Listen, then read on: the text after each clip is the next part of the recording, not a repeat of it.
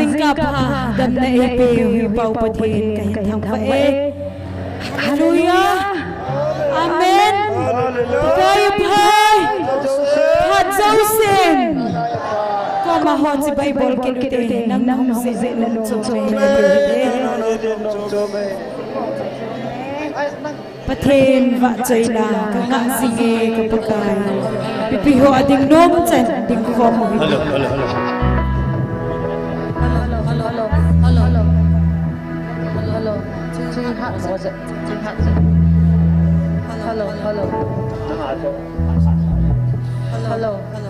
Hello.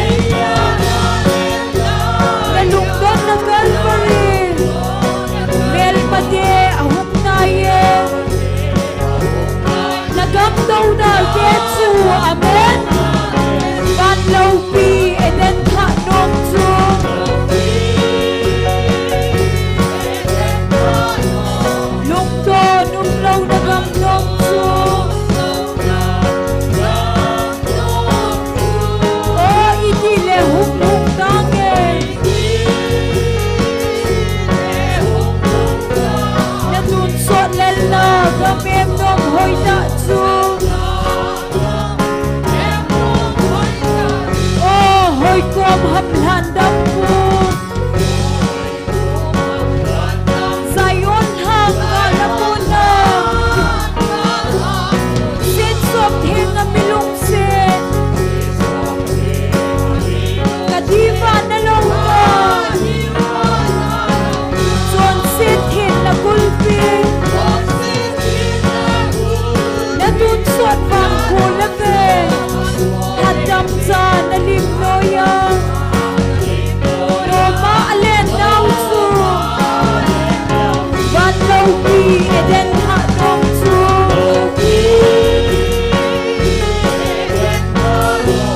Lungton umlaw na gamdong su O idile hum tangem Natunsot lalaw Gamit mong hoy takso Hum naisin ay handang po Laysin na galahat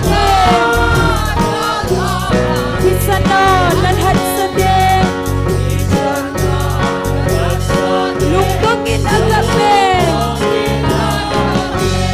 Laya nalen layay Nalungton na Calvary Mel mate ahong nayen Nagamdaw na Yesu Banlaw pi eden hanong su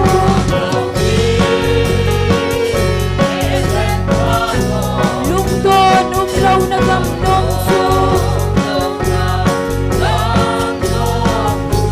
O idile humlong tangen Natunsot lalna gamit ng hoy tatsu Amen O laysin hihong magdin Long pinasong si Zonghin Handa pun mihin huwam din Ken laysin piel gading Krista lungsin Yesu Lalaw pinat sa mundi Lungsin na akinongin Nomon hallelujah Banlaw pi eden hanong su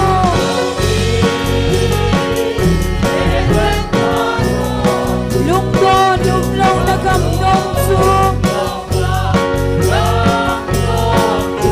O idile hum tangin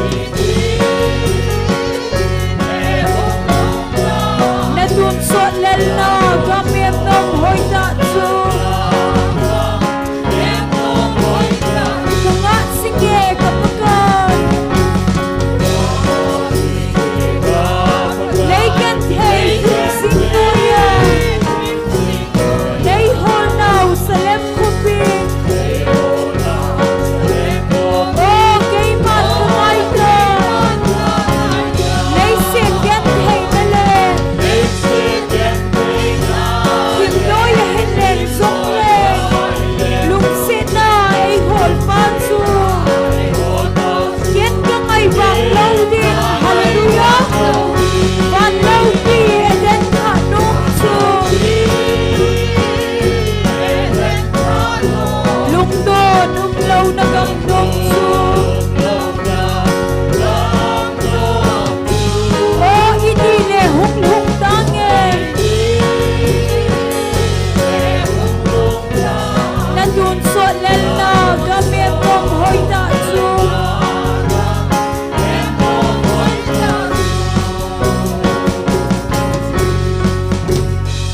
Hallelujah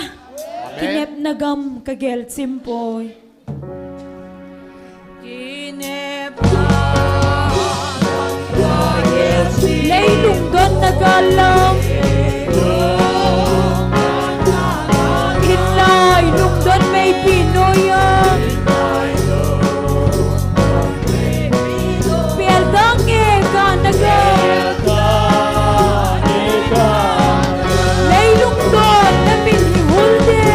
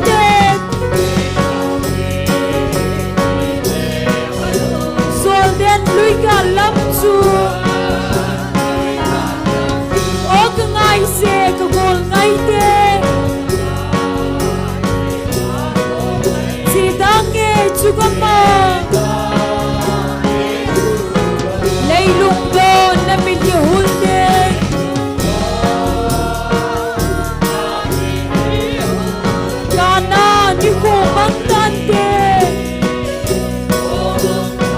Pagkay mel Mugal ka nga len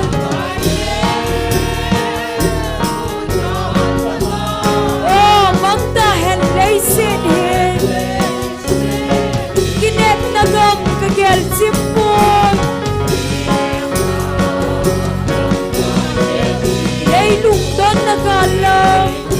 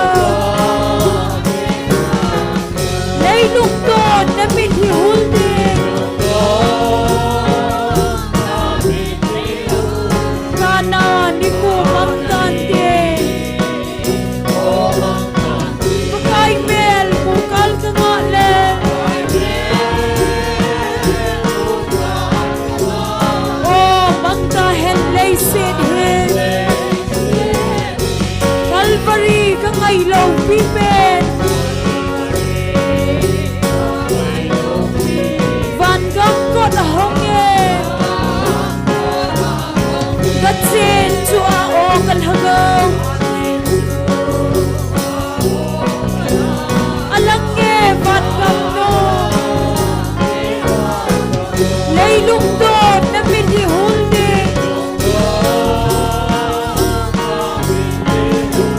kana ni ko magtante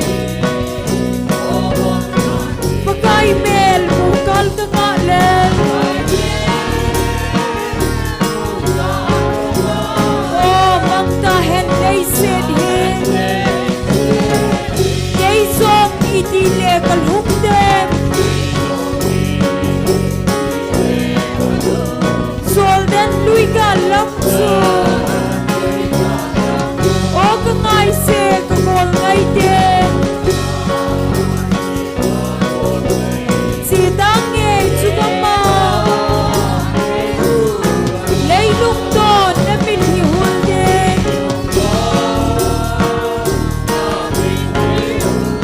kana ni ko magtante pagkay mel mukal ka nga len oh magtahen lay sid hin kana zan kimi magtahen solden lui galama lay sid gan thay na kakalte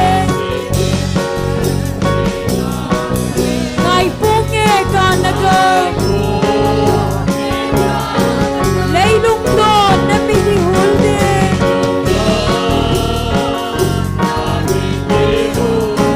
kana ni ko magtante pagkay mel mukal ka nga len oh magtahen lay sid hin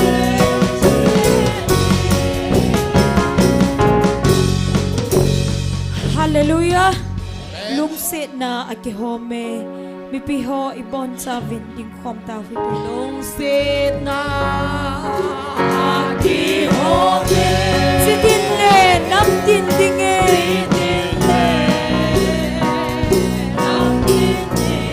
hat hey phung chu pa uven lelo pi chung nong a hi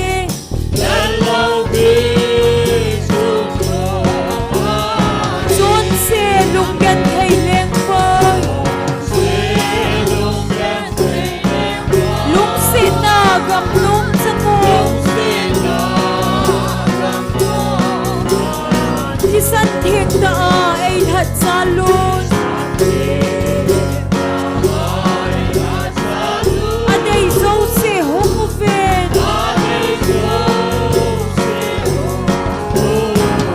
vắng thật thì hôm mẹ đã hi lút vịt gặp nó mà chôn na chôn xe dấu xe mô bên ngày đã biết tê lung xe nè chôn xe lung gan thay leng phơi lung xe na gặp nôm sa ngôn thì sân thiên ta ai thật ra luôn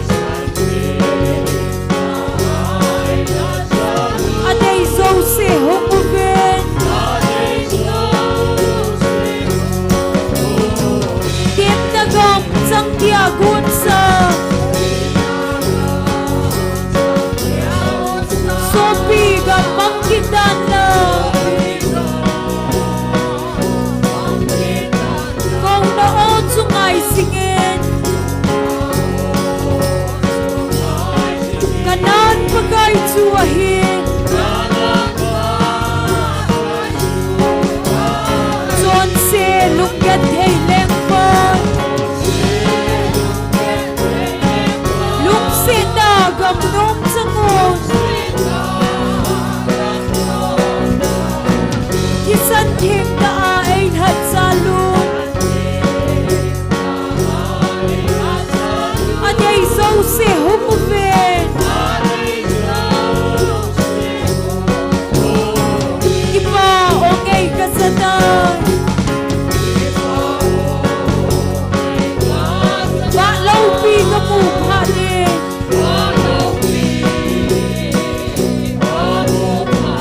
Detain lumolay pin Hana tisan ka sakta Son se lungyan hay lekwa Lung se na gam nong sangon Tisan thiêng ta ay had salon Aday so se hong uven Lung se na ki home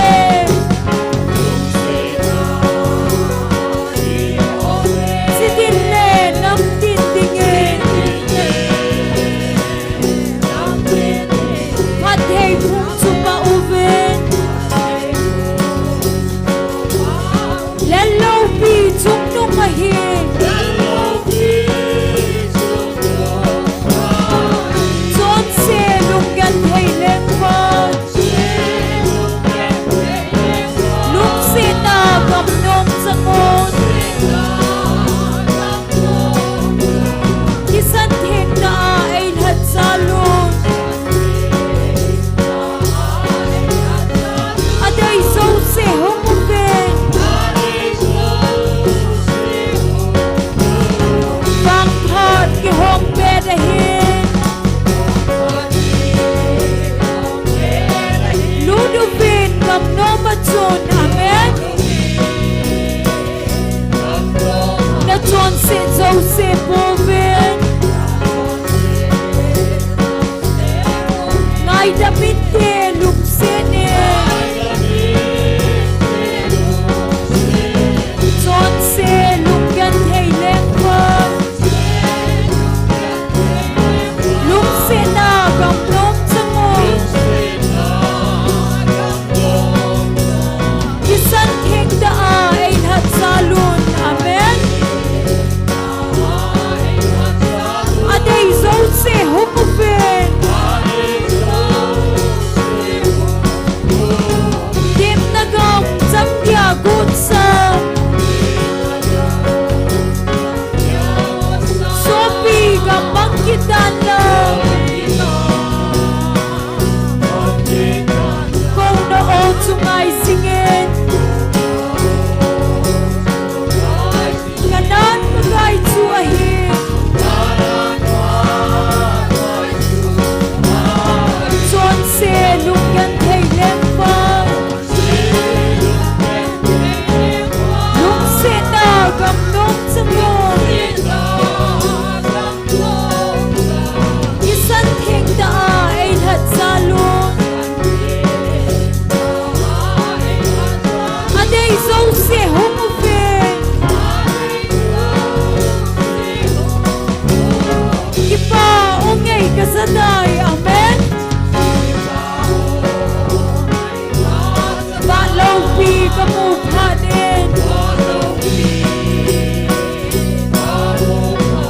Detain lumolay pin Hana tisan ka saktan Son se lungyan hay lekwan Lung se na gam nom sangon Kisan thiêng da ay had salon Aday zo se hong uven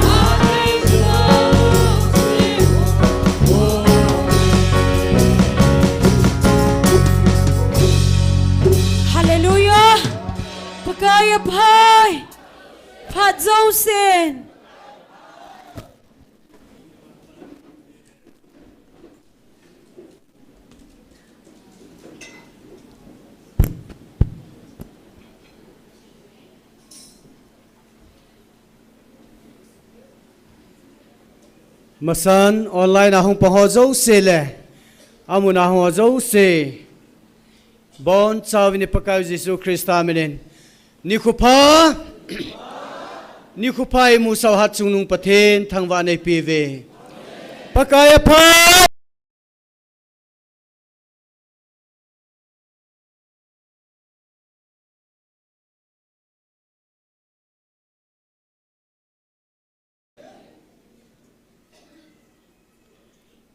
Tu ni ke man cha na deu cham chain phong do in kating taw nai lam kai pi deu he upa mang neo hung hiding hin pathen wa chaila sadinga hung ki gong hi nu lam neo chule nunga boy kim nunga anjali amo chenghi tuna pathen wa chaila sadinga hin gon sanam divin kan het sein aje chu abona hi kan tol chai dinga hin upa mang nevin aman zoting la thu sei pe le khát anh ki gon ding a hi ji chun amo cha hi kan hla do de he ti chu kan he sa hin ten bible chang khatlani hin sim do ma sange lamentation kala bung thum chang som ni la thum som ni la li hin sim do inge pakai chu ke din amen dia ki goa ei chang hizing savam tabang sakeba kai ki se lele tabang a hi pakai lung sit long lo chu atang de poi ami happy na jong beiti nei lowa jinga hi jingka sim jingka si le atha jing zengen hi ji chun na kita na hi alo pi le zenge kalhagawin ke chanding pakai bo a hin hi ji chun ama jinga kineminge ati pakai chu ama nga jingte dia phata a hin ama hol jing lhagaw dia jong phata hi athu theng sim do naw pathen pathei bu pi han lang ki paumin pathen in nigup sungdam selenei puyoven buina to imayum povin nigup sung lhagaw mei tanglo hela ti kong jing thai koi zalovin ki pathu an se hiten ani nain hlachate hothum evangelist pu hin evangelist pe hin golhang nek robat hin amo hojong taunan gel do tin evangelist puyang counseling adinga lal he zong le panala ki dinga hina ma zong tha na dam na pia patinin aman cha ki na kidang ta tu nyang lagaw mong thai tam pi elo le pakai o zanu mango hui hing na lungmun na anei theina divin taw na nei pi uten evangelist nu yong dam lo taw pi dinga gon saw metan ama zong patinin kidang ta man cha ki jing na dingin taw na nei pi uten counseling nga hung ki thoding ho hin chule counseling a hung pang isai naw te ho zo se isu pi ho tunia lo hing ta counseling ki chai theina dingin taw na ne uten taw chai na hi pastor ngam lunin in nei pi le ki pamin te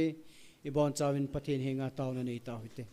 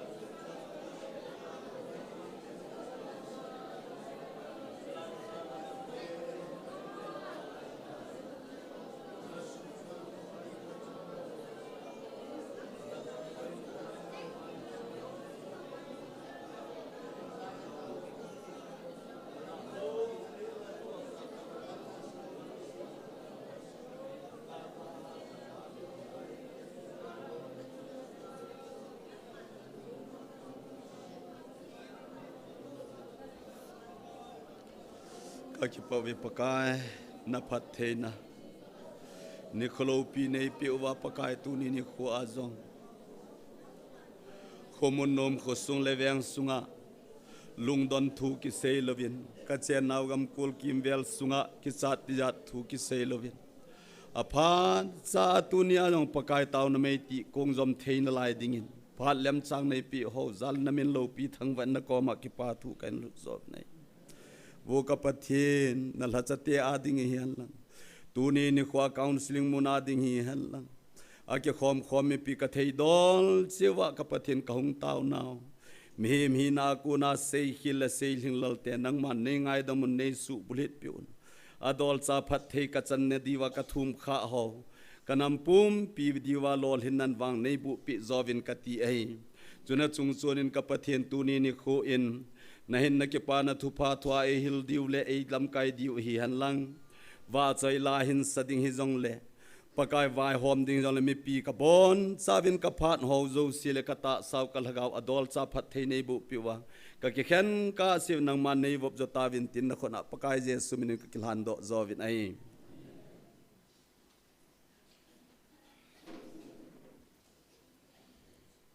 ki paumen tun pathen wa chei la sadingen akhat na nu lam neu hung masan tin nu lam neu ki chai le nunga boy kim bana nunga anjali ban bana pathen wa chela sa hong kel hadingin amo phat kan pi ne he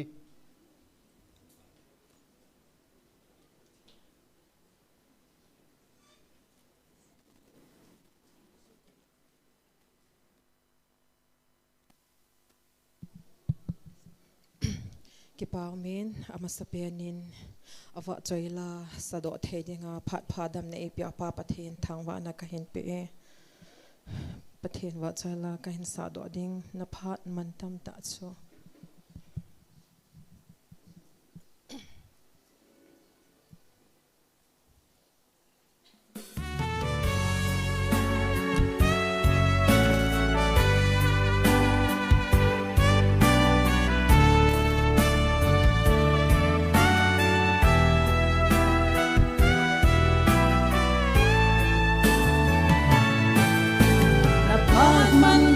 ta chu oi dia na man ding ham kia hen ki ngai to pha ti mi pathina dia na man ding ham satan na dia na man no na lam lam a chun mang jing ta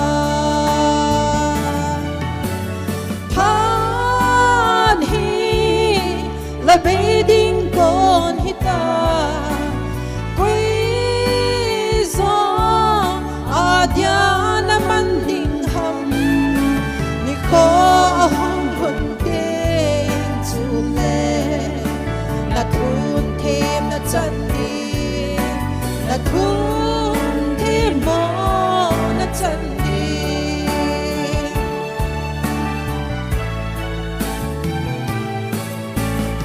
khô pha lai na nei sung hin tong sing sing in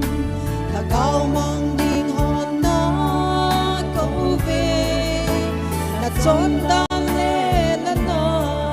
có chu mi te mu dia ve chui the le ki lo a na hi na em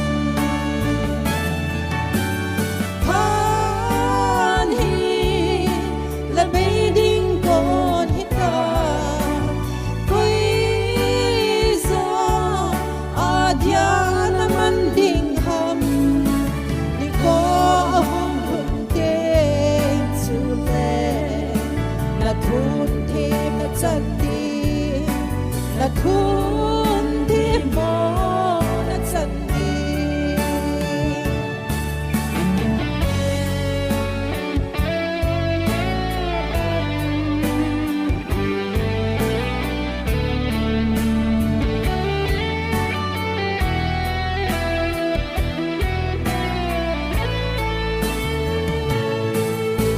đừng thấy na ding phat song trong cha bawa patang a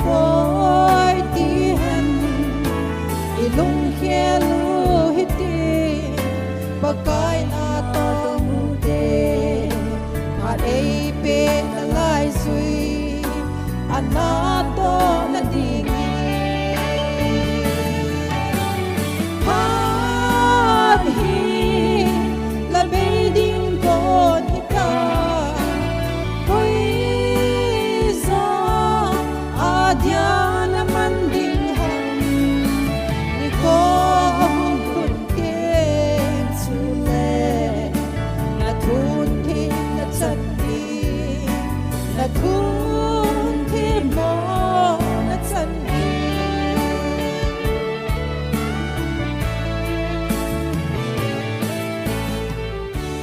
dai sa do andaw zong le pathin ho zo sa din phat thei bo pi taw hen ka ki pa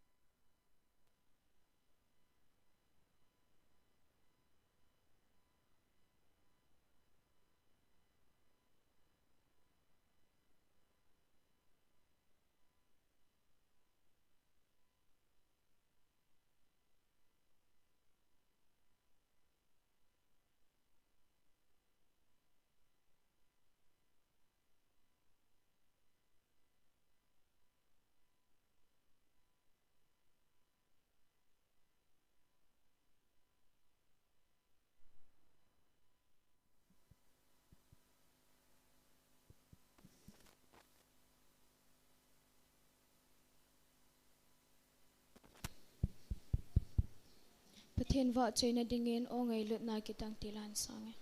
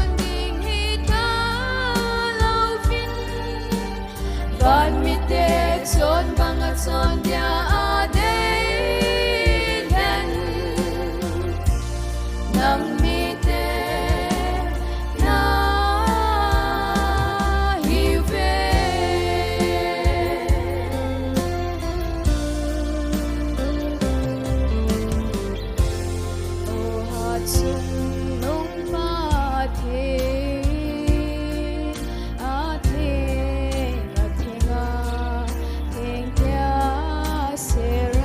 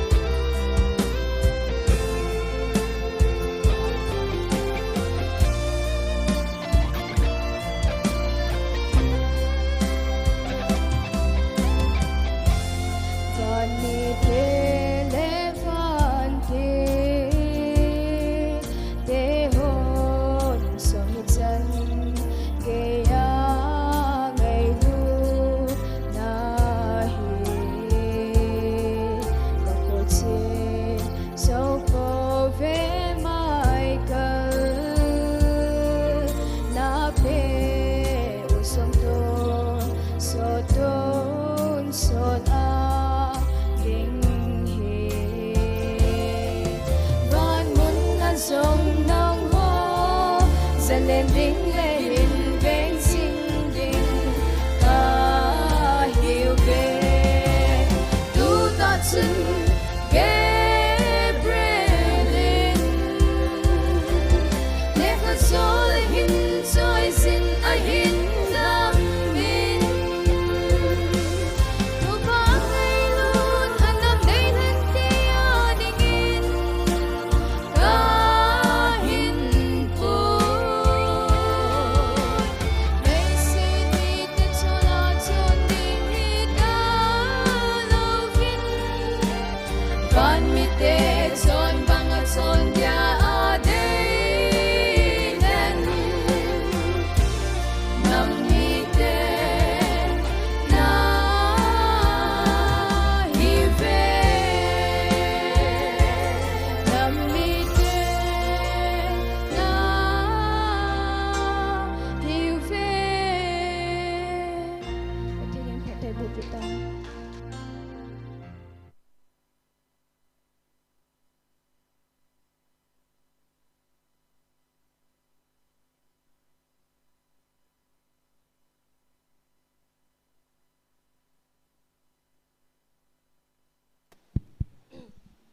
Hello, hello, hello. Pathin va join ding in kalhenge tila jo sainge. Hello, hello.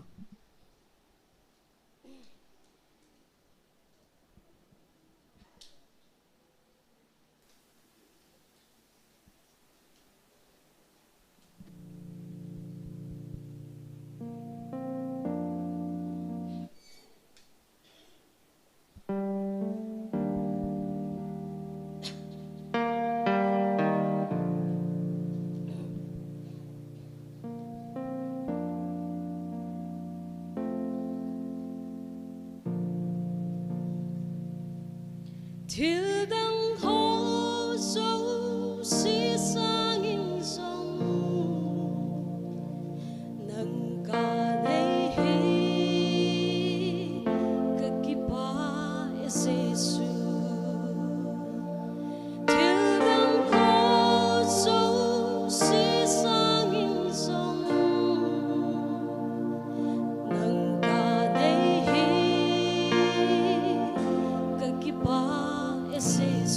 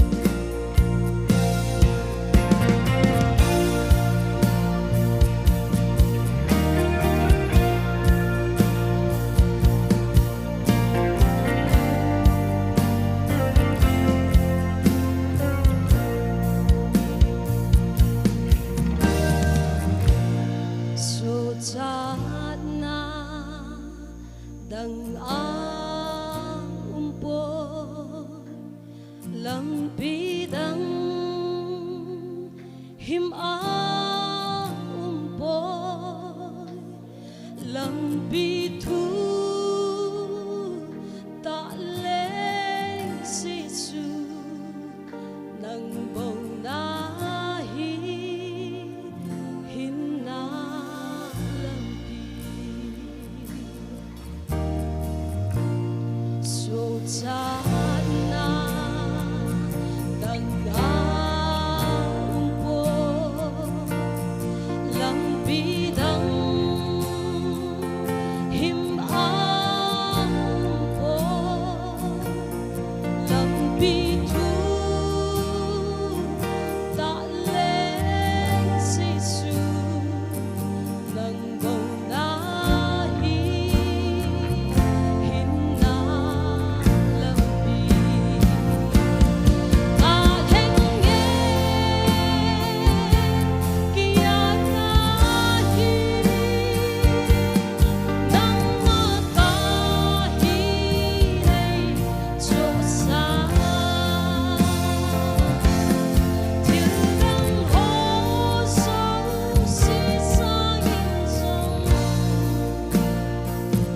nang ta nei hi ki pa se su a heng nghe kia na hi nang ma ta hi nei cho sa thiên đăng hồ sông si sa yên sông nang ta nei hi ki pa se su nang ta nei hi ki pa se su pathin aba chale bon chawan pathai bo pita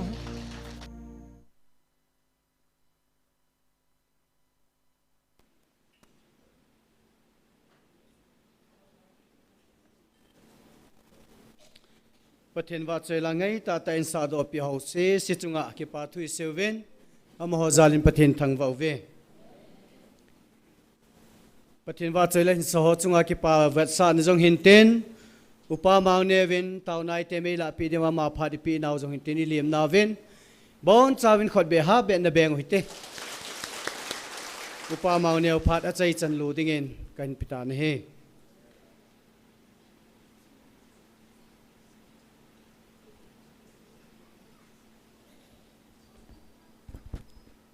Hallelujah. Hallelujah. Pathin lungsit na dong kinovin tu ni zong ni khu sang le som thum le ni changia pathinin dam nei pi wa chilai mona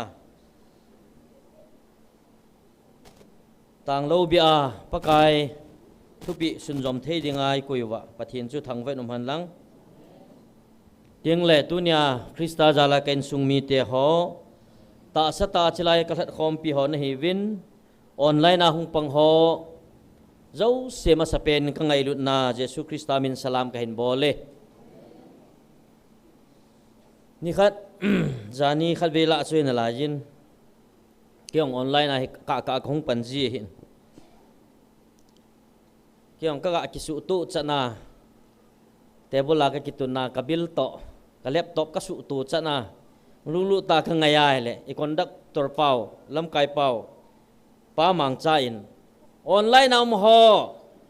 hallelujah anti le hiểu thôi lại cùng không có gì hết lâu chứ cái gì amen cái gì le cả lối họ lung đó hay về thôi staff room sungan này chứ kan gel đó chứ hít đi khát hin mi họ vết vết đi hàng ngol tập bằng ai kiom đó gì hết sự lại mong hi lung ai uma cái pan đi về ô tu ni hi pi coi là sao đó pi đó ti bầu chứ cái bùi pi gì na in chỉ tập bằng ai chú online na đang hung pang ho jong chu atau na mun wa eo do te diu ka ta sanin ai banga chu su to ale hilaya penga online na ho amen hallelujah ta som iti kar ton bu diu ham cho ma la zakit lo ding na ha wang cho ha thoi chu yong le thagaw ba iki gui job naw chi ga phun do naw hin tin tu la social media ivet na hi le thu le la ho hi pathin kam chang su sa ho le pathinin ichung wa thil hlung ding thil su a sei ho zo si hi ban nei cha hin tham kha the le mit mu chang hin ti hoi hong su in a hin la cho hi nang le ke in he cho hi jing in a ki mo sei thei thei pun a hin la pathian phat na le pathian khot nu nga hi ho hi ki chi ta na ki mu in tunin inam pum piu he thim hi zong le tunia thagaw na khang ne ya thagaw mit wa ne ya pakai o za ata sana ama thupi tang lo bi azui ho e ho tunia hi mi pham pha mi wang pha hi ve di chui ga se do nu mo hi in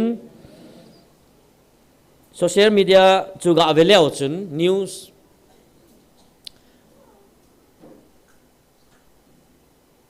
Cookie Zo Council KZC in Milong ho mi gop ki thana chunga ngai dam thum na tabang khat ki phun na hin nei vin lam kai ho chun asunga ipi he nuwa ipi nam dam na dinga thilagu nung chu hin tin a hin la amo ngai dam thum chu mi pi alung kim di pun mi pin lam kai ho chu mingol tin i thang sap ki nu vin ki phung hi zong le ki phung zong le lam kai idem hat lai tao din mun khat chu hi lam kai ho ding in zong ha san tin ai la chu wai la do nu mu chu thu phun khat a hin bolu chu i chen khom pi ho mi lo ho chu lungdam diu ham ti yong chu hi mai the hin ai la lungdam mala la hoi lai ham khat ki tong kha bang win a kho che win a tha be hin hong so do ki nu win lam kai ho kam changa phung do ho loi chu ki phat lam na thei thil tam ta hi ale do ki ni ai le hi chiwa ilam kai pa win aman cha thu cheng ka cha naga ati mei yong chu alung han pi win na sata in Naga People's Network kiti hon hichi naga kacha ati thu cheng chu hichi kinui sina sang pen he tin ahin phung do ki novin abana an samin jong nasata in tu chunga KZC in mi go batha ho phon do hi kinui sina a he tin ala ki novin ki ngai dam to na dingin ala chum povin alang khana new sui vet ki le naga kiloi khom tam ten jong demna ahin bol na banova delhi a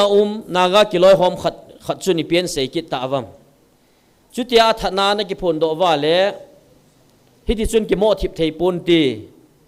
na ho mi that na hi win a that na he te diu hi ya cho that ho chun hin pu do diu i chen naw gam lei sit dan le moldung je chung wa go na kipi de an tikit tawin ipi isei ujong le isei naw kam chang wa chi hen o wa hi chinam hi su chi mi ding ti chu aki gu jing ho chu tang lo bi aki gu jing wa hi a chu tia le tu nya hi i chen khom pi hota ki to ding in ipi gong tin ipi bol jong leo hen tu nya hi hichinam tung do dinga ki gupa hichinam hang pa to iki cham ma song wa i ma cha cha la thei lo di ken su mi ti lai na no min po nat po la lo min alang khana social media lang adang chu vet ki na hele ithil pha bol naw i phat na ho zong a kilangin ilol hin naw i pat chan na ho zong tam ta hong kilangin ale tuing ka chun WKZIC UKC ki thu khom na in kangpu pilanga inam mi pi te ho ki thu pina ne le cha hla sam ta ji a hi chi ne le cha ho iti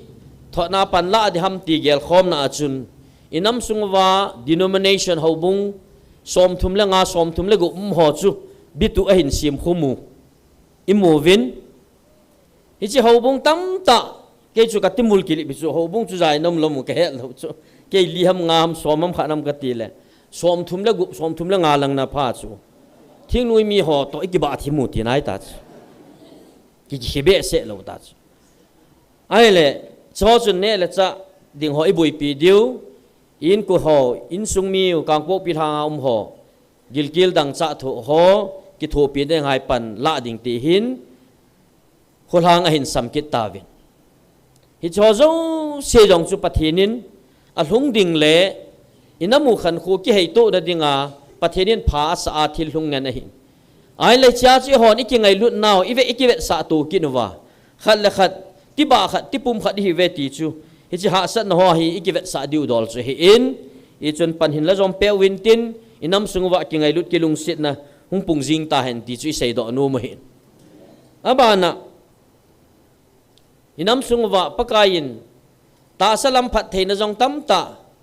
chilai ka o ta sana ding le ka hung vil sunga jong phat theina tam ta na don diu he ati bangin khang dong khang tha tam ta adi a simlai chapang ho akunin lol hin ho hi tam ta I movin tu chung jong SSC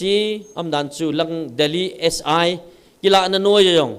mi tam ta hung pass ki nin atho ma service anei ki nu ta chu rồi vet ai langa gen te is tho wang wa chu nanamu ka tun ding he ti pa chu tun na dinga hi thila poi mo tam ta mai chu chi na thiep jong poi mo official lin ta jong poi mo ai wang pathin atun na dinga thila process a chi chu tang di lo bis tunin hi chinam hi koi tabang kan chun zu do jong le azu mang thelo di aji chu anei chu mai chu nangin ne ki hol nan ne ki gon lang hi chinam hi phul ki gon lang sumin si ki go jong le chun anei umahi ta ji a chu anei pan hi chinam chu koi ma cha na pi do lo ding he ti chu sei do no mo he tam ta lol hin na nei win ikipa pi he win hi cha ho chung chu na chun ki hoyong ka veng sung wa sapang khang tha tam ta service na joina to hi constable alu na to SI hin mu ho na thanom ta Messi si a to luyan da ha ding service tha join ningai ki go tam ta mai chu so hi pathianin akam chang so sa inamu hi cho hi kumdang thadanga ija na mi ki ham bol wang wang lo bi chu kala khalani chum na chu hi yong la alom ma veleu chun I chen khom piu gal mi ai mu wa ai sumi dinga ki go te ho min ho ki mu do lo bi chu e ho min ngen chung hi chu hi choi pathin pathe e bo naw teng le e ko naw o chang kha dong hi chu chi ya chu ama I tei tom wa ama lung I ho lo wa le hi chi phat thei na yong chu chi dang nam dang te langa yong chu thei sim aba na ikidem naw jong atang di pun mi him consign mi him sela pa hen na helam pi a kam chang thu chang tam ta jong ki zanga chilai mun dem le adi dia evangelist nu na sata im che be hela ki phalam na samjang ti chang jong nei lo wa mi hi min alunga agel ding khel kalwal ke azong aphalo vanti gilo eng si ki thu pi na pan pi na zalti di ama eng sit na nei ta gidem na jong atang di pon achal jing ai la gu thima chilai mun dem jong le gu thima Nicodemus banga zan thim lai mun chom choma ko na engal chom choma ko na ngeidam thum jong ki wat kit lo he thili ale lama hi tan adem ho jong kino hi ai chu phari ki chai gu hi ta chu adem ho akino lo wa le lung naw chim lo di chu ama bo ho zo hi ki hin da ni thip wa tho dan la dan pom dan I thip ngai in tin ye chun ki dem na jong atang pun sam sao ho jong a samo cha sao che yeng in na hoi che vin ki pau mi aban le daum ta chu hi da bang pathin phat nai sei jing lai wa chu tu ka la chu ni khat ni ka la chu new sound na mu diu chu adi dia lam ka la ai zol ki ka black business bola ki man tam ta ki umke za cha dum be se jing in na po na naumin hasit mui si naumin e ho lam kalanga ho ngen chu hi in so hi ve na hele nu me hi atamin se ki man ho hi nu ma hi chilanga hi satanin mo pu na pi khat to hi diham pi ti diham chilanga nu ma hi atamin ala tu ni a taw khom na inei na diu le ikitil kho na diwa ka hin la do nom thumun chu in sung le athil bol theina hi chi hi chom cha ki ho lim diu taw na inei diu in china dinga chun Bible ineu wa pa na in sim jingu Ephesus bungu chang khana pat chang li chan sunga hi pan sat diu chu hin tin avelin lungchina het zau hyong le dunia thumun dinga ka hin gun ji chun khavein sim dong ka ti chate pakai zalin nanu napa thu nungun hi chu adi hi nanu napa za bolin kiti hi thutip la a thu masape na hin na phat thaya leisi chunga na hin khusot na dingin zong akiti pate ho na chate sulung hang hi un pakai de ya ga cha le til kho na lam zo seile sa zovin athuing isimu pathin phathe bu pi han lang dunia hi chi Bible mun hi pan sana mundang danga yong isei chul deu in sunga zong Bible chang ki se to na cha te le pa te nu te inei chil deu tu chana hi inei wa ai la hi chi Bible chang he tam zo a nu le pa te cha te hil nai neu hi ai la dunia kala do nom hi chi Bible chang hi amang chading khatuma hi hi chi amang chading chu nu le pa te hi bo ve hi chi chung chang hi sei do nu mo in April 23 2024 ra chu pathin kam chang iti ho pi wa pathinin zong in sunga neya hi chi in sunga lut dinga asep chil ding thu ai sei pi uchu nanam sunga keiman ka hen chil ding ata le hlem chang sile chang ta keiman ka sep chil ding hi cha chu ata ho le keiman ka tun ho bo ki tung ding a hi bo ve aji chu keiman ka sep chil ding a hi keima ngai lut ko na o za ata san ho na ki pa naw to banga hi chi wa noi lei se na koi ma chan ki pa na anei thei pui hi chi hi ke ya ko na kon ti lo win na he khan thei po ve atis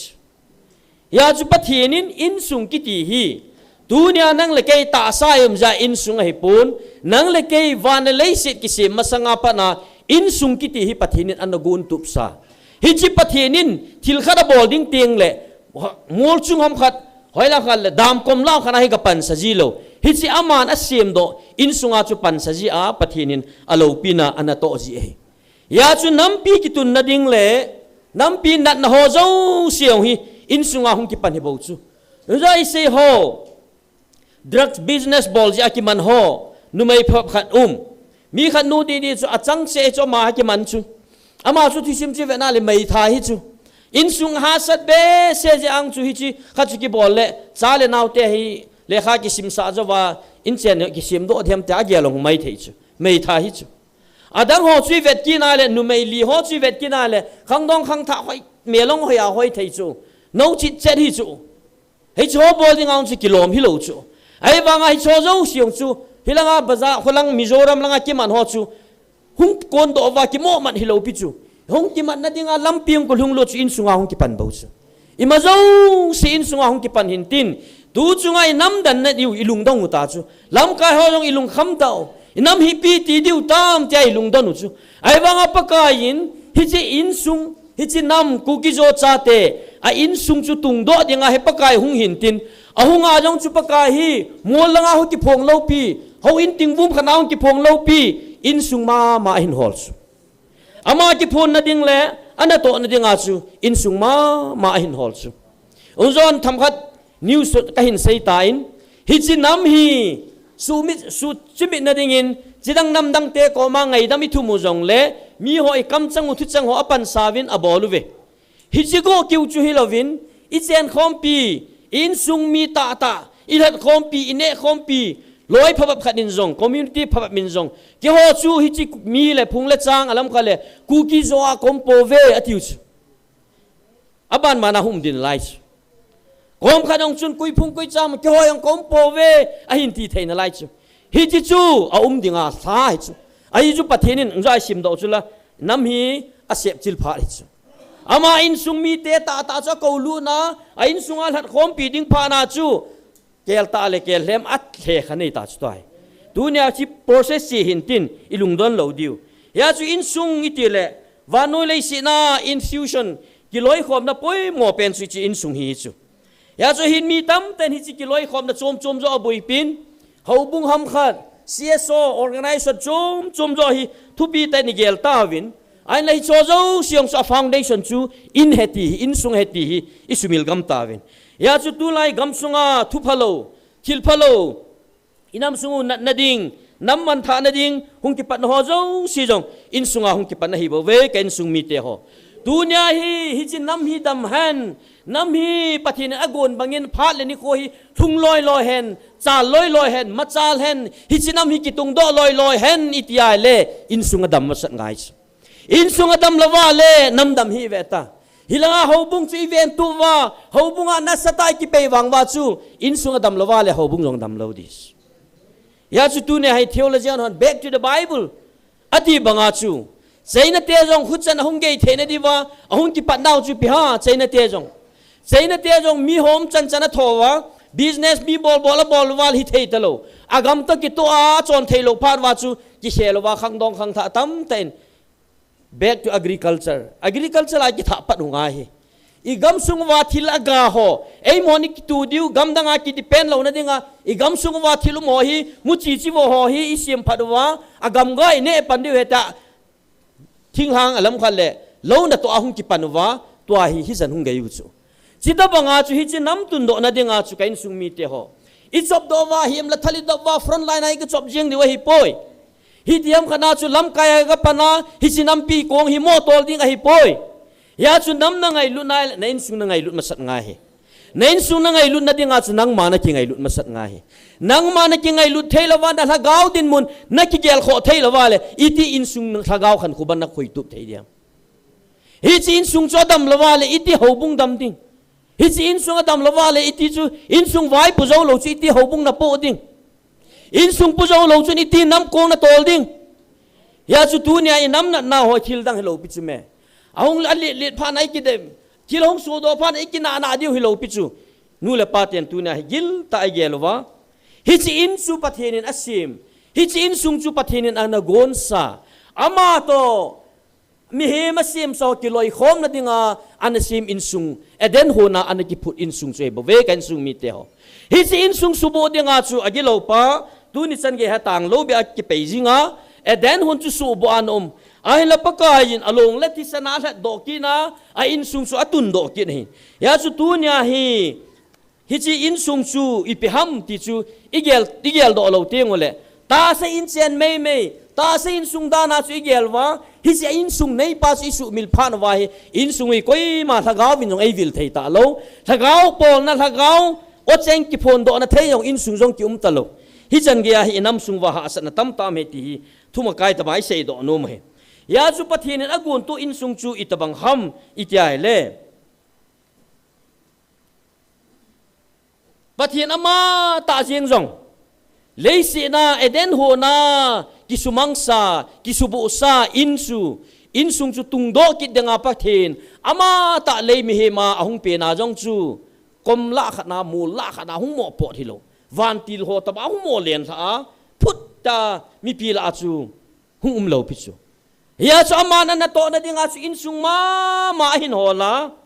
in sung kiti nu le pa na Joseph le Mary hi chi in sunga chu pakai chu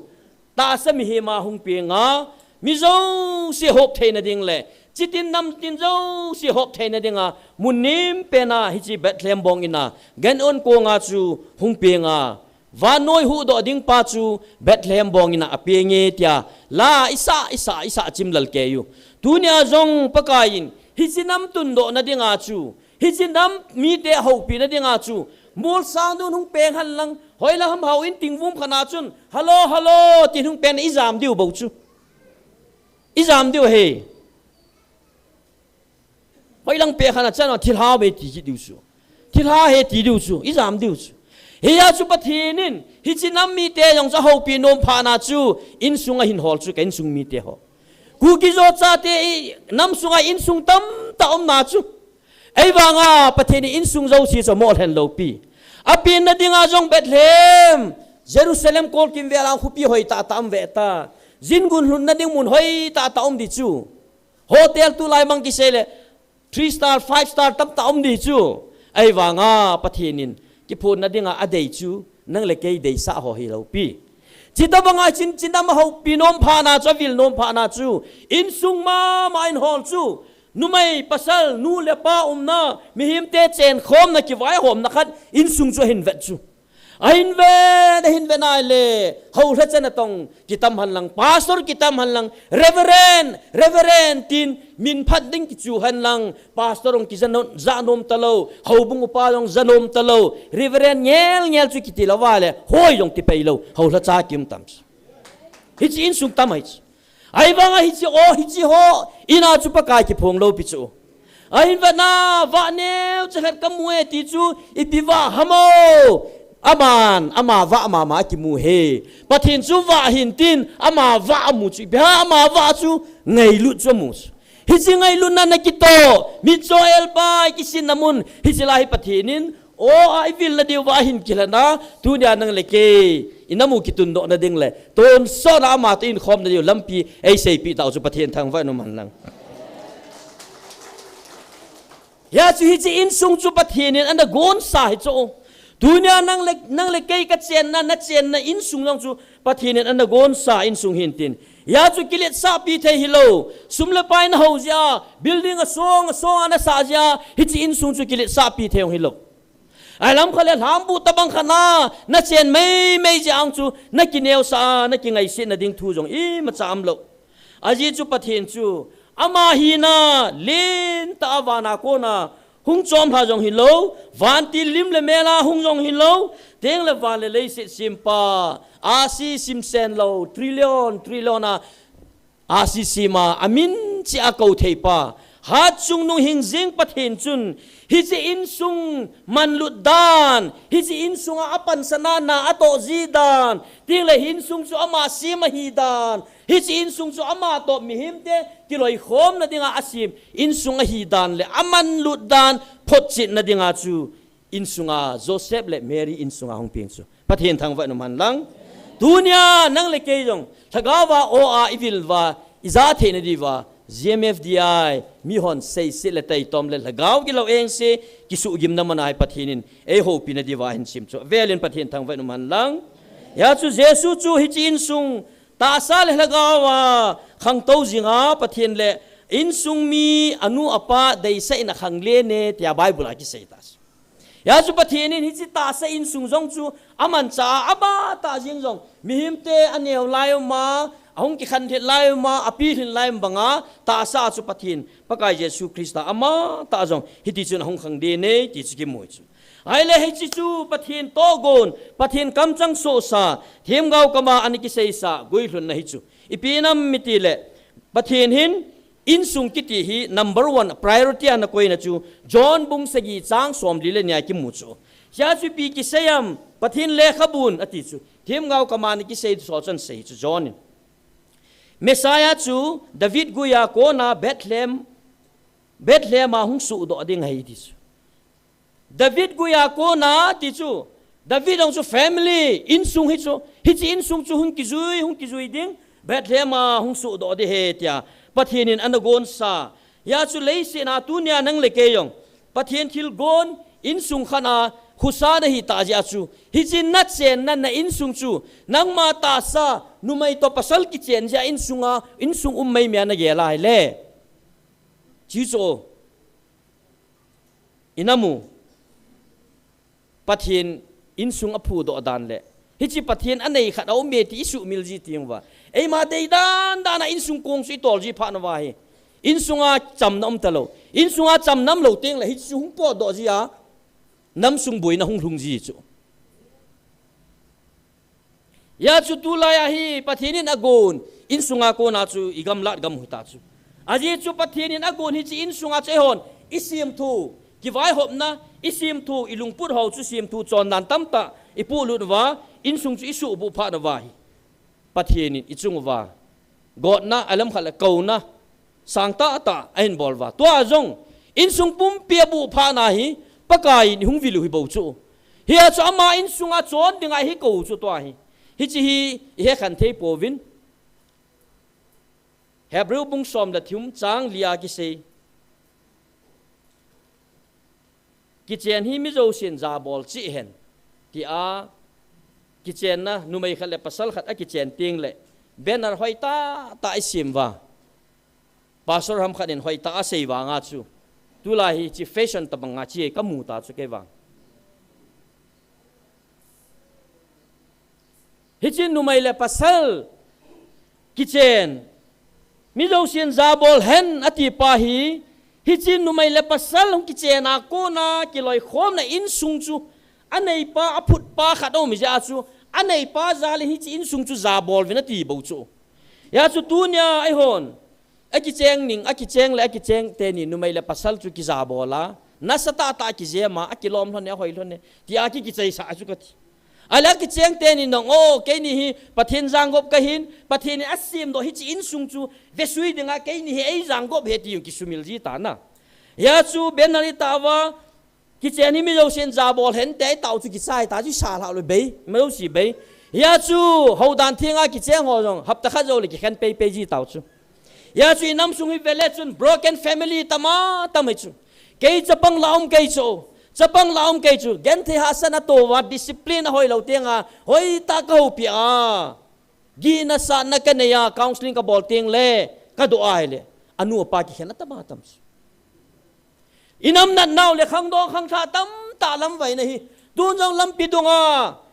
nget si lo bia lam pi se ma sum ki don don ho waiting se la a pulum banga kai ko hen hun ho zoom la za he ta lo ho khu phaten be taw amo huam chani wa moi ngo di huam ken mang amo ka ngo nom lo bis amo jong in sung nei hi chu hi chi in sunga ki vai hop na ga hi chu la chu zanin khwa mizoram laina drugs ki man ho yong chu in sung ga hi bo chu la dunia igam sungai su bo hong hi in sungai ki lol na wa ga chu la gom kani leina ho la wa la ka tha di ta na gi hichimala la koham kani lei ka bol gut ai kha ki gut ya in sunga ki lol nai nei wa lung lu ta ki lung to ta i bol loi lam achuti ai le hichi gam sung su bo na ho le abu athing lo ho zo si ong ki pan na in sungai ya chu isu thing di wal in sunga thian ma sat ngai in sung thiang lovin hi chalanga hin gamtin seuitin kizo no hitin pengu hitin social media a lekha mei meya order gamtin sotin bol bol jong lew hen in sung asubu gam sung subu in sung hi ja chu in sung adam lawale inamu dam lo de heti chi sei do no mai ya chu dunya hi haubung ki loi khom da khat ham khat alam khale society ki loi khom da khana chairman ham director ham president ham natu sanga chu pathin in sung vetup dinga pathin in nangen sin na chu kita ta na tu chu pathin nung lei zodis dunia nampi chairman haubung chairman alam khalle director ipp na hi na chu pathin in iman ye li veta pathin in abul nangen sina na in sung chu na vetup hinam na in sung mi te thagau hin kho ta sal thagau hin kho chi tum na ding chu na vetup lawai le hi chi in sim in sung sim do pa chu alunga thei lawa hele hi chin sungam asu mang mo hello pis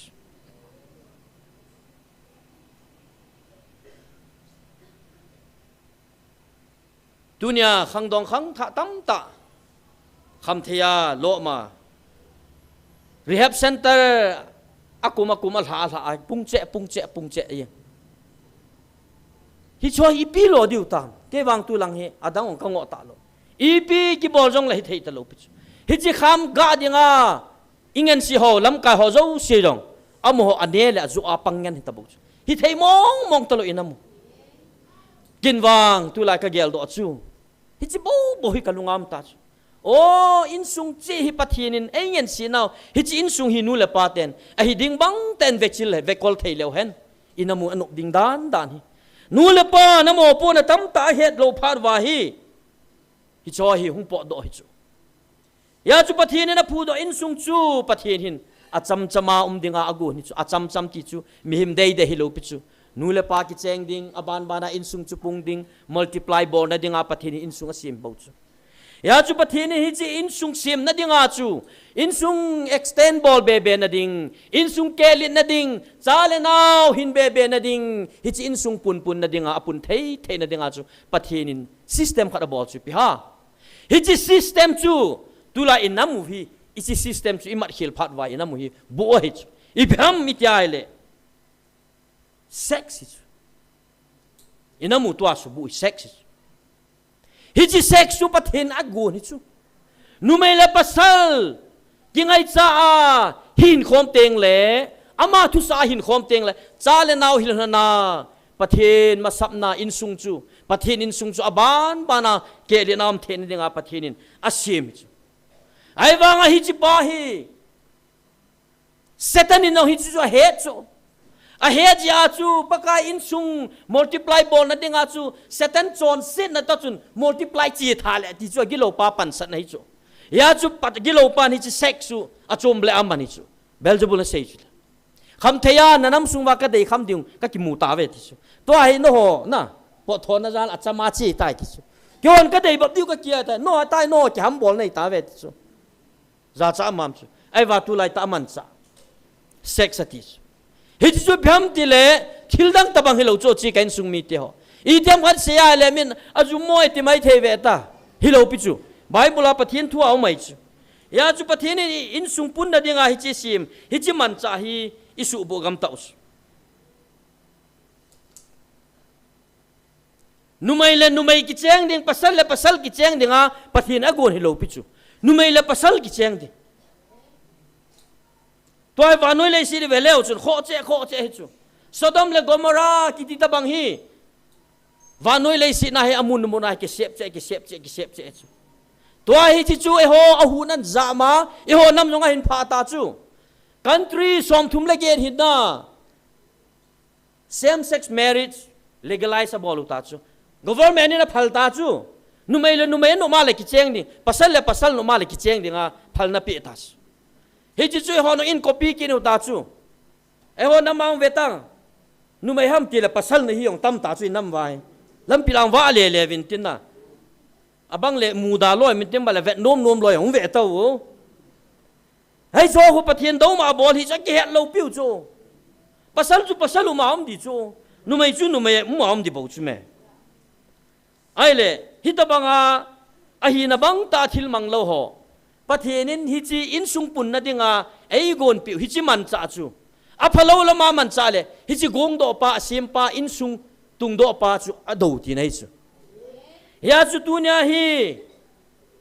bible ang vena hi le second Samuel lang chu vena le David in sung pathin lungchang pu pa Israel leng ho la pathin lung to pa pathin in jong ane wa pana thawanwa leng dinga anatun pa pathin lungchang pu pa jong chu banga ki songa in sung dat pa pathin lung reina hin khumang jing ke pa pathin mi pa in sung jong chu satan in sex a su kes chi chiu thangai ipijinam tile David chapa Absalom chu anaw nu jinelo kharum cho tamar chu Absalom so pipa anaw pa Ammonin ada sa du pi chu u cha hius apa khat David hi anu chom hi chu ai wanga ata zo Ammon chun pi bol tam tile kidam mo sa apa David ko ma hi lungsitan he pa tamar chun hin sol pio tamal chu lupi dinga adei cha chula Ammon chun hi chu phalwa mani chu ai chu phana chu hi chi tamar chunin sol pi la chun aman chang la hoi gol pi han lang ei ne sa le ka dam di he pa ti chu chapa ta pen ya chu David dong chun a chapa ata pen pa sa lung set ja bi chu hinge boy na dam na di popo le ta tamala sol pi chu la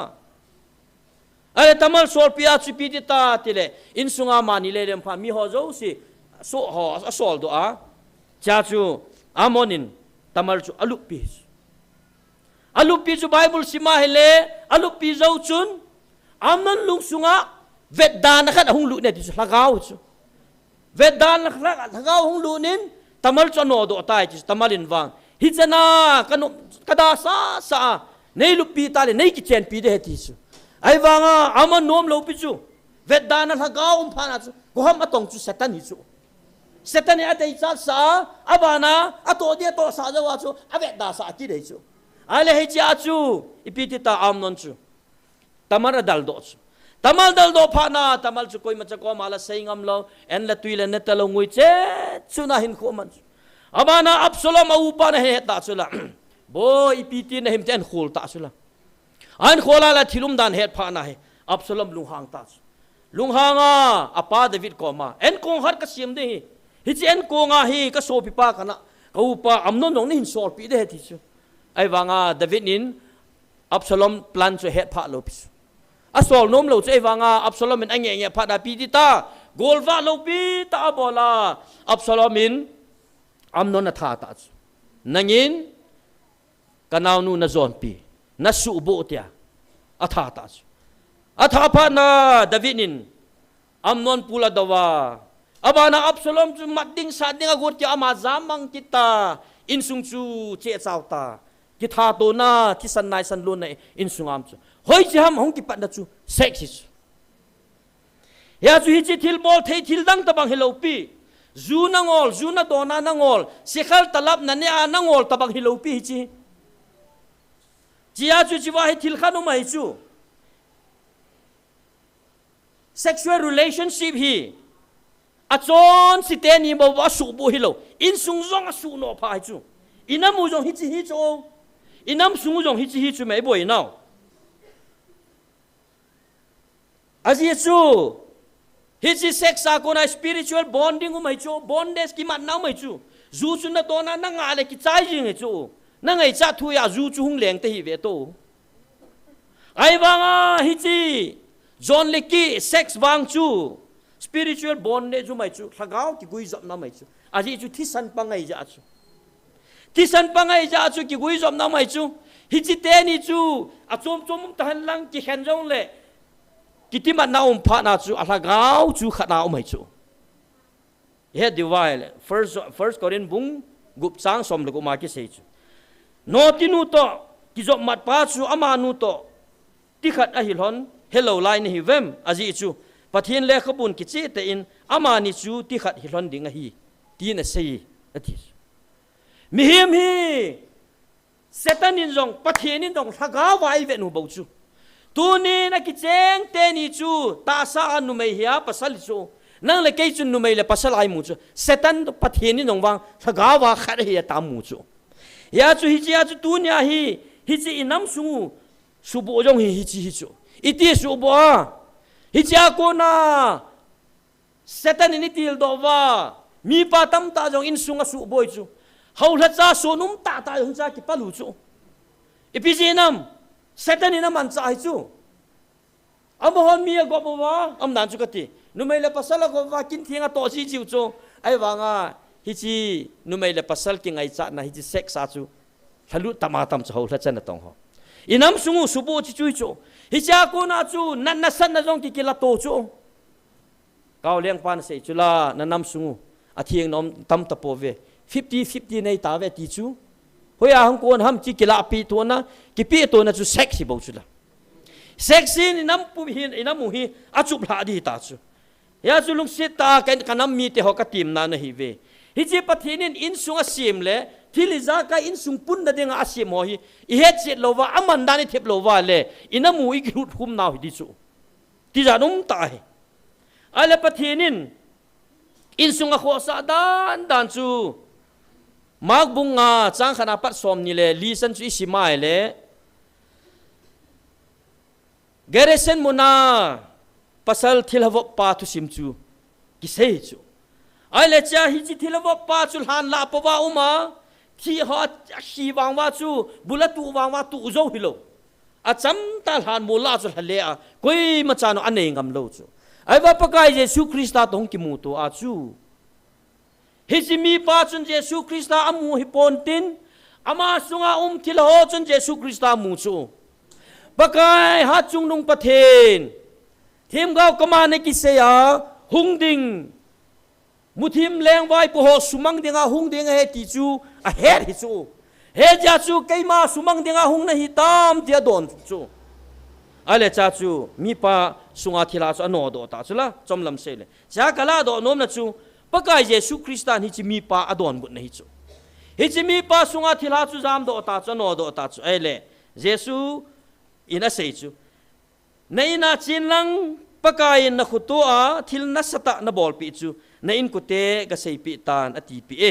hi chu na ma chin Jesu thil na sata a bol pi khupi som sunga a phong jan len a za phachanin kidang asasu ke ve dunya hi chi pa chunga ki khel na asunga lagaw gilaw eng si kino do pa hi bulli nga tu zo lo pa hi san mola hale le pa lam jong hello pa dunya asunga lagaw gilaw eng si kidal do pa achunga pathin phanna thil kidang miracle pathin lo pi na ki mu hi jesu christian chin lang khurang ka samin ki lo pi chu in sunga atis in sunga hung ki panding a se hi in sunga chin lang nen ku te ko ma na chunga thil kidang thung ho hi ga sei pi tan achunga ki pa ding chu ki pa ma sa pending chu in sung hi chu teng la hi chiwa ko mon hi thil kha jong chu kain sung mi te ho hi chi thilawop pa chu thila jong le wop kit na lo ding le thalate na su eng set kit na lo ding a hi chi pa hui do na ding chu in sung chu hi chu ya chu pakai jesu christian in sung chu restore pathin in adei in sung chu gasim do kitan hi chi in sung kai man ka gun tabang chun hi chi in sung chun ga vai hom tan tin tabang chu ya chu tu nya hi ama pa chu pathin pakai jesu christian in sunga chi ding bo se ken sung mi te ho ya chu ma zo se hung ke pat na ding hi in sunga hi bo ve ti chu avela isei do ke hin tin abana fc bung gup lang chu ivet ki na hele chate polin fc bung gup lang hin vet na hele polin hi chi in sung nga ding nga pen golden rule ki vai po na ding khatna ating pi khana ai simpiu pakaya ko na pol thuai zaup chu fc bung gup chang khana pana chang li sung hi chu hi chi va hin cha te mo pu na ding aumin nu le pa mo pu na ding aume ya chu cha te mo pu na ding a pol kama ko na hung ki za chu pham tia le nu le pa za bol ding ki ti hele cha te chu nu le pa chu in sunga chu za bol te ngai le i phia a chan di wa ki sei chu phat theina chang diu ahin kum kho so ding ti chu pathin kam chang su sa umai ya chu hi chi thungai na in sunga chong sei le teng le hi chi chapang hi chi khang dong chu zalhang hin kho ahin man teng jong le zalhang hin kho chu ki tup ta le mi te ve ton theya theina dinga chu pathin in a foundation hong ki pat na ding chu hi chi chu a sei hi chu ale tunin abana chun nu le pa aza bol ding ati e nu le pa za bol ding kiti hi sai lang khat le le sei thei pui cha te nu le pa na za bol di he ta mo sei theu ngai pui hi chi hi nu le pa mo pu na hi chi bible chang sunga hi cha te sanga cha te hil nai sei wang wa nu le pa mo pu na tam zo hi chu hi chi vai thuku khanu mai chu hi chi chu thuku chu cha te no nga su bu hlit ding nu le pa no nga su bu hlit ding hi chi zo teng le chun cha te a ko na za bol na hum thei ding khanu mai chu ya chu tu nya hi chate nu le paten aza bol ding kiti hi polin lungput amo lungput chu a khel lam dang gu na a sei chu ai le pakai zala aza dinga a sei chu pakai zala aza dinga a sei chu polin aji chu nu le pa chu ngol han lang mit se kai de du han lang mol bit bel lang hi jong le pathinin ngai lu ding le hi chi nu le pa a ko na chu chi cha chu hung ei ja chu a hung pin na nu le pa chu condition i ma cha lo bi a pathin mina aza bol jing de nga chu pathin in thu a pi ya chu nu le pa aza bol ding chu bible in polin ati hi ti jing chu hi chu ati hi adang se hin angol le achi le amol le thu se hin na za bol ding chu kin ati hi ka ti hi na za bol ding chu nang kin he ti chu sa ti hon hi chi nam sung wa khang do hon hi chi ki sumila nu le pa achi iwanga ki koya a kho le phana ki koya pathina ko na za bol de ti pa hi chaten ki yel do ji lo chu ai wanga nu le pa za bol lo chu pakain gi na nei chu isim phong diu chu proverb bung som ni chang som ni ai ta sei chu anu pa gao sap chan chu muthim laya thau mai ki mut mit bang ding he ti proverb bung som thum chang som le sei a tia sei ki chu apa mit se ke khuma anu te si na sa ma bola chu wa ten amit chang a chu do a mu thong ten along ane diu he ti e cha te hon ki ngai du nam sung wa thu gi taw mi bo chu ai ma ho ki chi sa na vai hom thei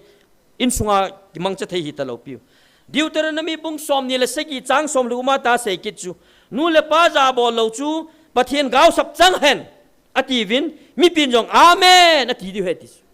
mi lo se nong pha sa ding ประเทศนินขังดองขังทานูละปาเตทุ่งไอโลหอจุงาเอ็กซอนอะไรดิ่งอากูนสามเมอาบาลนูละปาเตหมอปูนะอีพิมกินำปักชาเตจาบอลนะดิ่งตุลายนูละปาเตนชาเตจาบอลนะฮิกิโลโดทัวไงนัดโจนนักขันดานะนัโลโดไงนั่นนุนนักขันปาจูคริสต์เห็นนัทุปาตะกิตัวเล่ชาเตนเห็นจาบอลินตินอากิตัวละว่าเล่ชาเตนุยสินาจังเลยดีอินไอจูนั่งยินทีนเห็นขวมังละว่านะชาเตทีนเห็นขวน้ำมันสักุจูอัลลักาที่เขาจูไอ้ไทยโลบีเอชนักกิจชาติจุนบอลที่ในเวทไอ้วางอ่ะน้องโลกาเล่อันน้องบอลที่ตัดอาบานาปาเตอติฮีนูเตยองอาเสดีอิสลายขังอาเดียจุปาเตบ่มินพาวางอ่ะอามโหโรมันเอลัมขลัดจุดาเตคัลชาดุงจ้าจุเสหินตินนัชาเตสุลุงหางฮีเวนัติสชาเตสุลุงหางเล่านาดิ่งจุลัมปีตัมตัมนาเวตาอลุงหางดาวจงตัมตัมนาเวตาตุนินโชโจสีจุเสเลวเห็นพัดโจสีอันเนมังกิดเดหิตอินไอ้วางอ่ะชาเตสุลุงหางโลดิ่งตัมตามเลตาเซลัมทุดอละสุลุงหางนโลดิ่งตัมตามเมอิสุลุงหางข้านาวจงดีสุโซโจสิจุเซเลหันตัมดินตินไอ้วางอ่ะจะปัง psychology เวดดิ่งไอ้เสยว่านูเลปาเตนอีหามดานุเลอีกัมเป้าชาเตสุงาอีกิติมดิว่ากระเดยสาเปียนสอดังไงปูน constant discouragement นะนัทเสียนะมีอิมานปังปอนแต่มีขุดแดนนักอุ้ยปีอุ้ยจันนะแต่โมตาอิสุงาเปียงขัดสาขัดที่อีบลัลเบสยาสกิเซจีน่าจูไอ้วางอ่ะ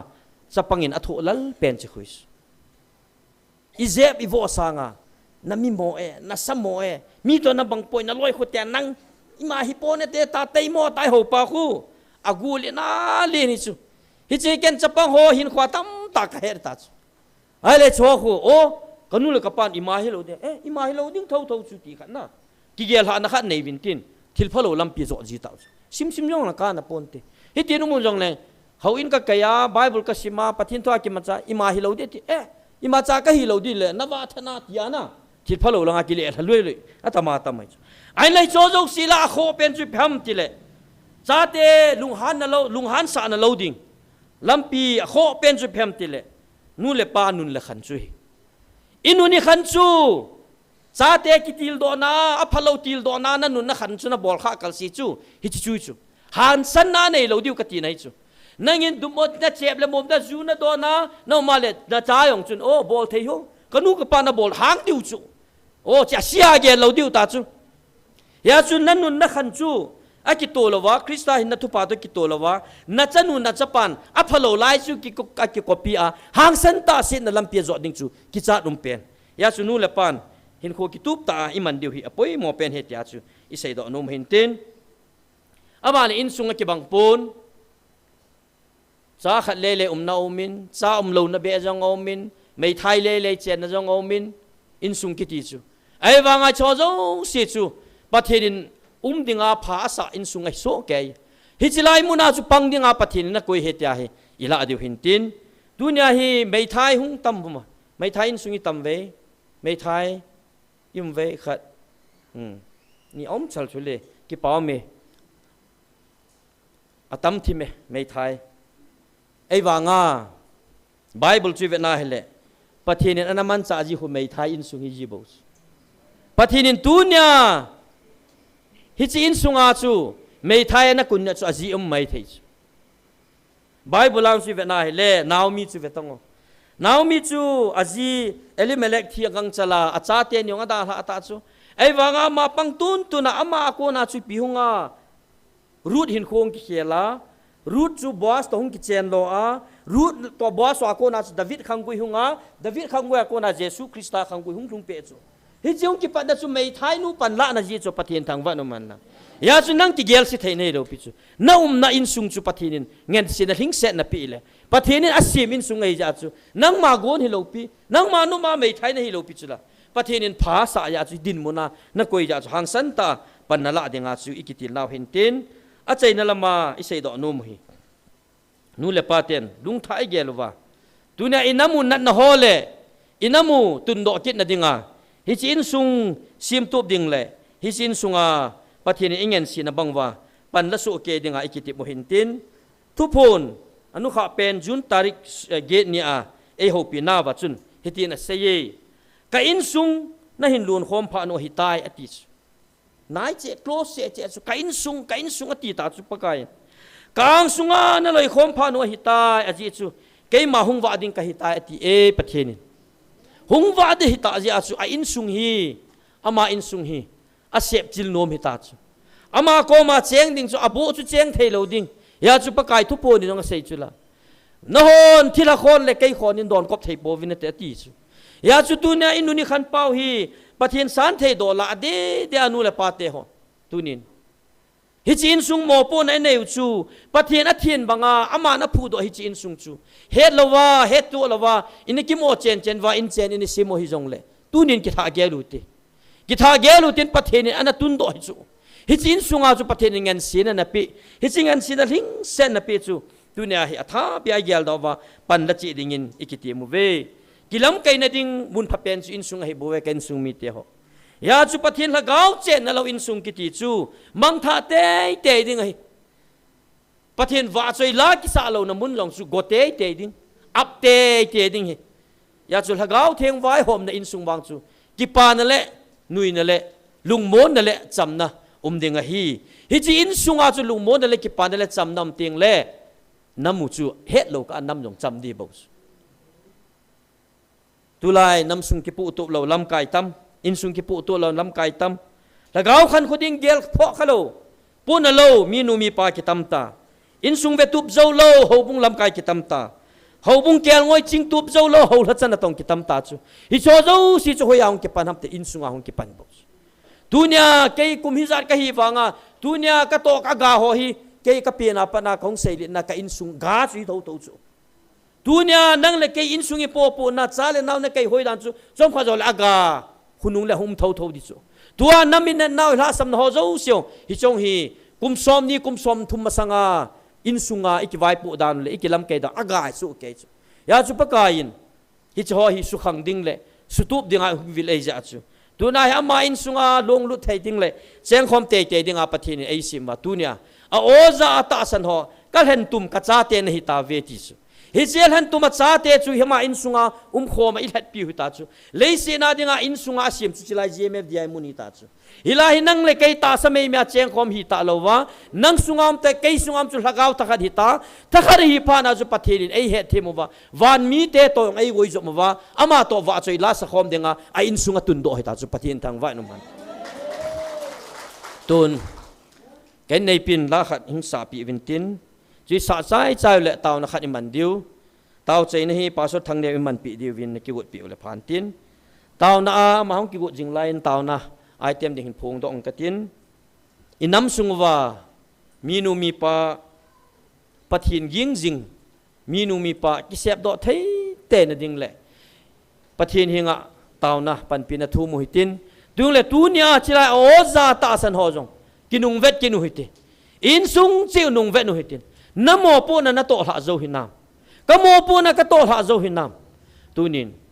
in sung chu pathinin vesui ding ai ngen siu ji chun ai ngen si pa ma mau chu vai hom khum sa lo wa le in sung chu nang ma le ke ma chi nan ki pui hui zo hi veta e chon pathin ko ma chi na ki thu mo tin pathin han na songa in sung tung do te ding pathin dei banga in sung kong i to lo thei te ne pathin ko ma tha thu mo tin atum be din tu ni hin inam pum piwa mai thai hoding tau te ka ti mai thai in sung pathin thagawin avila o laisena lung neu naw angai chan ho zo chiu pathin phat the bo dunia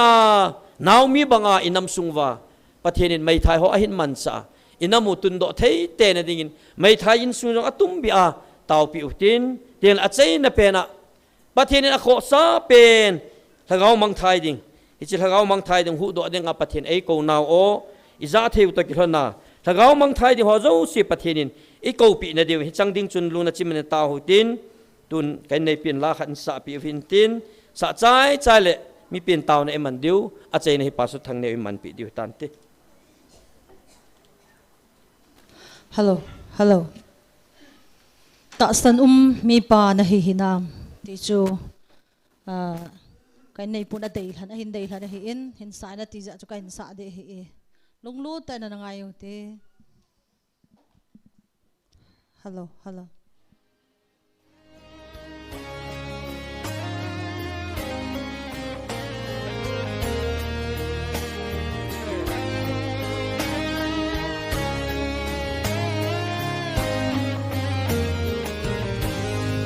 when I sit here vui sâu ta xin ta in ven của ta in lòng lấy nộp sa na lo dấu ta cái gắng su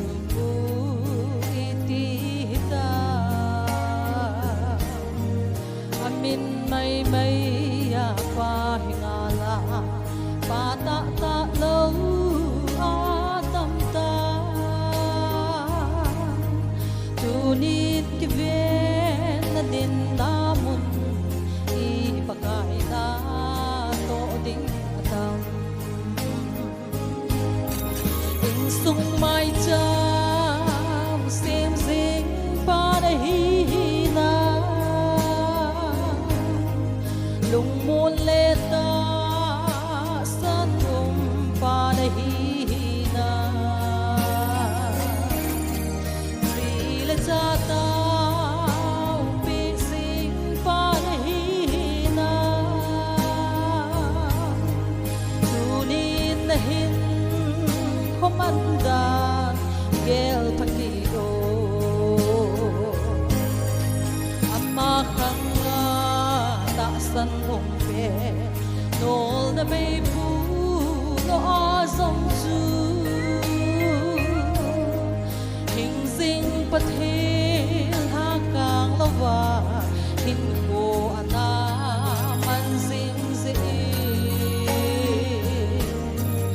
ipi lai ta in kong ana su pathin thu pe ni hi zi